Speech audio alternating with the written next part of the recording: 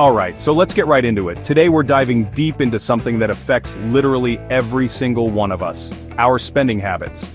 Ever wonder why you bought something you didn't even need? You walk into a store or browse online and suddenly you've got a cart full of stuff you hadn't planned on. It's not your fault, it's your brain. From irresistible sales to emotional triggers, your mind is being hacked, and your wallet is paying the price. It's a fascinating and sometimes frustrating look at how our own psychology can lead us down a path of financial regret if we're not careful. We're constantly bombarded with clever marketing, societal pressures, and our own internal wiring that pushes us towards consumption. Think about it. The limited time offers, the must-have gadgets, the subtle ways our emotions get tied to purchases. It's like there's a hidden battle going on for control of our wallets, and most of the time, we're not even aware of the forces at play. But understanding these psychological triggers is the absolute first step towards taking back control and making your money work for you, not against you. It's about becoming a conscious consumer. In this video, we're going to unpack the science behind why we splurge, why saving can feel so hard, and most importantly, what you can actually do about it. We'll explore the common mind tricks that retailers and even our own brains use, and I'll share practical, actionable strategies to help you outsmart them. By the end of this, you'll have a much clearer picture of your own spending patterns and be equipped with the tools to build healthier financial habits. So, if you're ready to unlock the secrets of your spending and finally take control, you're in the right place. Let's get started. So, let's talk about one of the biggest culprits when it comes to derailing our financial goals: instant gratification. This is that powerful, almost primal urge to want something and want it. Our brains are literally wired for it. Think back to our ancestors. If they found food, they ate it immediately because there was no guarantee of a meal tomorrow. That get-it-while-you-can instinct is still deeply embedded in our psychology, even though our modern world offers far more stability and options for delayed gratification. This desire for immediate reward plays right into the hands of marketers and retailers. They design entire experiences around it. One-click ordering, buy now, pay later schemes, express shipping. These are all engineered to bypass our rational thought processes and tap directly into that impulsive part of our brain. The dopamine hit we get from an immediate purchase can be incredibly addictive. It feels good in the moment, that little rush of excitement when you click confirm order or swipe your card. Alright, let's dive into another major factor that heavily influences our spending habits: our emotions. Emotional spending is when we make purchases, not because we necessarily need something, or even truly want it in a rational sense, but because we're trying to change or cope with how we're feeling. Feeling sad? Maybe some retail therapy will help. Stressed out after a long week? Perhaps that expensive gadget will provide a temporary escape. Celebrating a small win? Time to treat yourself, right? Our feelings and our finances are far more intertwined than many of us realize. This isn't to say that all spending driven by emotion is bad. Buying a gift for a loved one to show affection is an emotional act, and that can be perfectly healthy. The problem arises when spending becomes a primary coping mechanism for negative emotions, or when it leads to consistent overspending and financial strain. Marketers are acutely aware of this connection. They craft advertisements that tug at our heartstrings, evoke nostalgia, or promise happiness and belonging through their products. Now let's tackle a really pervasive influence on our spending: social comparison and the pressure to keep up. Humans are social creatures, and we have an innate desire to fit in, to be accepted, and sometimes to impress others. This isn't new. The phrase "keeping up with the Joneses" has been around for over a century. But in today's hyper-connected world, with social media platforms showcasing curated highlight reels of everyone's lives, this pressure has been amplified to an unprecedented degree. It's no longer just the neighbors, it's a global feed of perceived perfection. Social media in particular can be a minefield for our wallets. We scroll through feeds filled with friends, influencers, and celebrities showcasing their latest vacations, new cars, designer clothes, and perfectly decorated homes. It's easy to fall into the trap of comparing our own lives and possessions to these often highly filtered and unrealistic portrayals.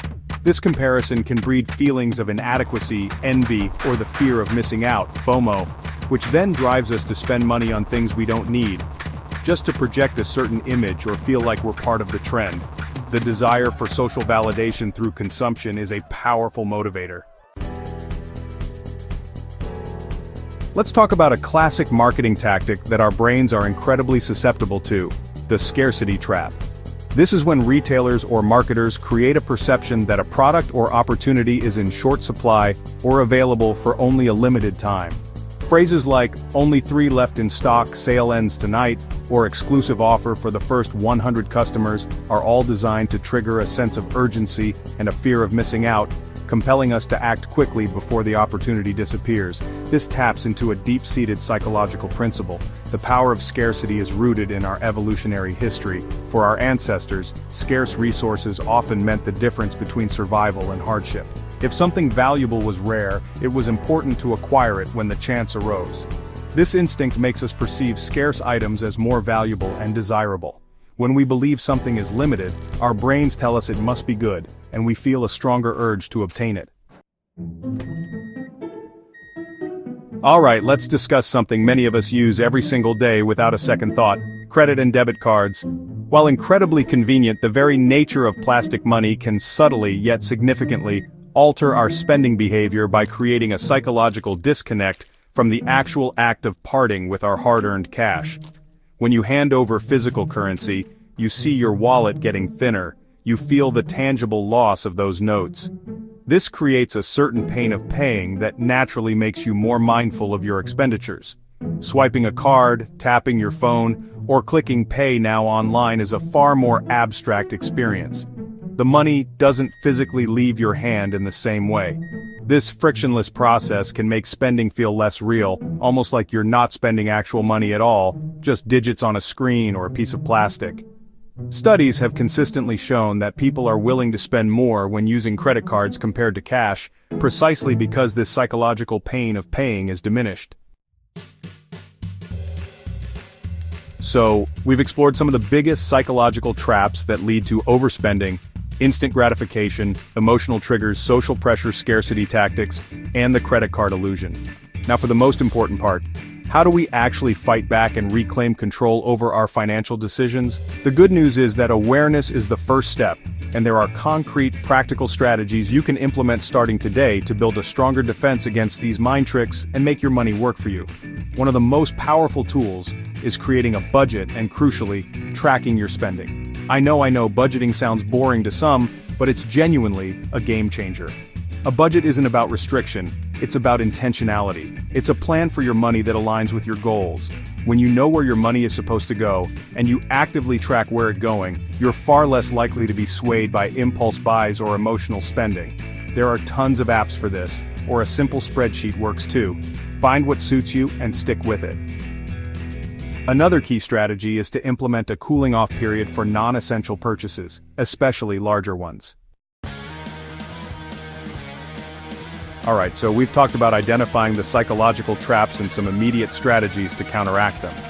But the real goal here isn't just to resist a few impulse buys, it's to build sustainable spending habits that support your financial well-being for the long haul. This is about making a fundamental shift in your relationship with money, moving from reactive spending to proactive and intentional financial management. It's a marathon, not a sprint, and consistency is far more important than perfection. One of the cornerstones of sustainable habits is aligning your spending with your core values and long-term goals. Take some time to really think about what's important to you. Is it financial independence, travel, providing for your family, supporting a cause you believe in? When your spending decisions are guided by these deeper values, it becomes much easier to say no to things that don't align. A fancy gadget might offer temporary pleasure, but if it detracts from your goal of saving for a down payment, the choice becomes clearer. Another crucial aspect is to practice mindful consumption regularly. Before every purchase, especially non-essential ones, ask yourself a few key questions. Why am I buying this? Do I truly need it, or do I just want it? So, we've covered a lot of ground, from understanding the sneaky ways our brains can trick us into overspending, to practical strategies for fighting back and building healthier habits. The ultimate takeaway here is that you the power to change your financial future. It's not about deprivation or extreme frugality unless that's your specific goal. It's about awareness, intentionality, and making conscious choices that align with what you truly want out of life. Every decision you make today shapes your tomorrow. Think of this journey as gaining financial literacy, not just about numbers, but about your own psychology. Understanding your personal triggers, your emotional spending patterns, and your susceptibility to marketing tactics is like being given a map and a compass in a previously confusing territory.